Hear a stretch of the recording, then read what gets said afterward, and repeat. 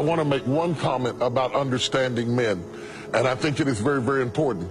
Most women in our society were raised in homes where there either was no father, or he was a workaholic, or he was a silent person. So the man becomes, the male persona becomes a mystery in the woman's life.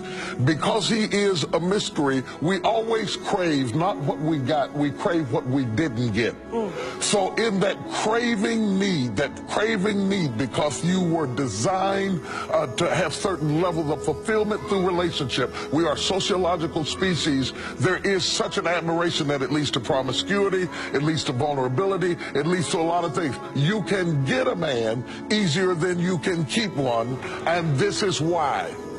One, you have been trained, when you get him, you don't understand him because you think he is another kind of woman. Yes. You talk to him like he is your sister. You handle him like he is a woman wearing a suit.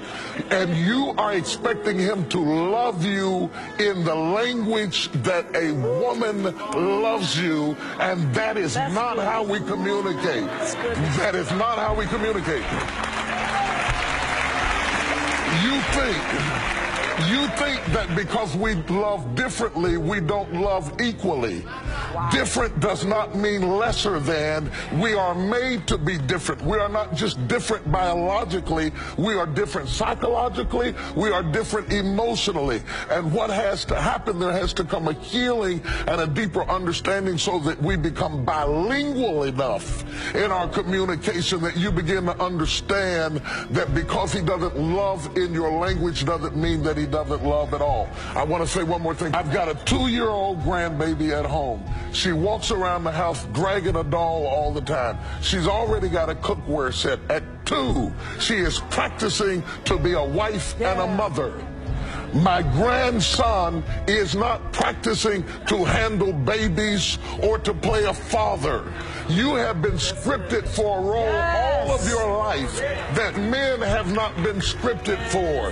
And so by the time you get 18, 20, 30, 40, you've got 40 years of experience in building a persona because you have an idea of what marriage will be like that you built alone. Wow. You didn't build it with us, you built it by yourself. And then you want to bring us in like you brought Ken into Barbie's dollhouse to fit your idea. We are different, we love differently, we have deep emotions, we have deep compassions, and basically, if you can understand men, we are really quite simple.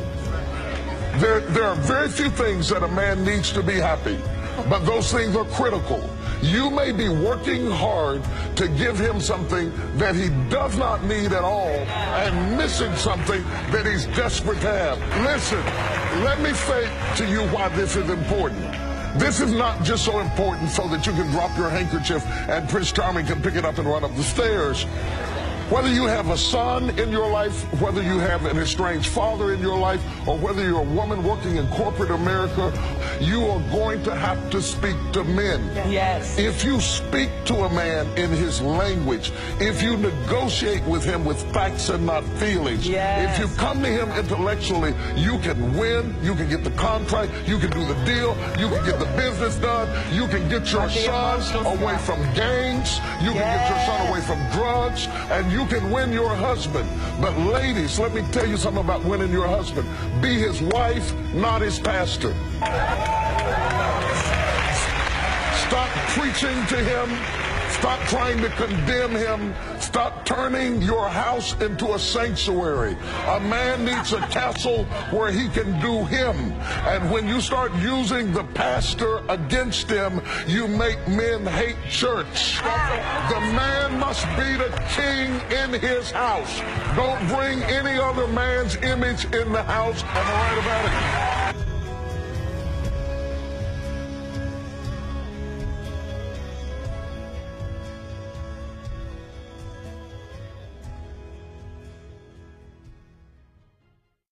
What they don't understand is that even when you are expecting something good to happen, it costs you something. Belief is a very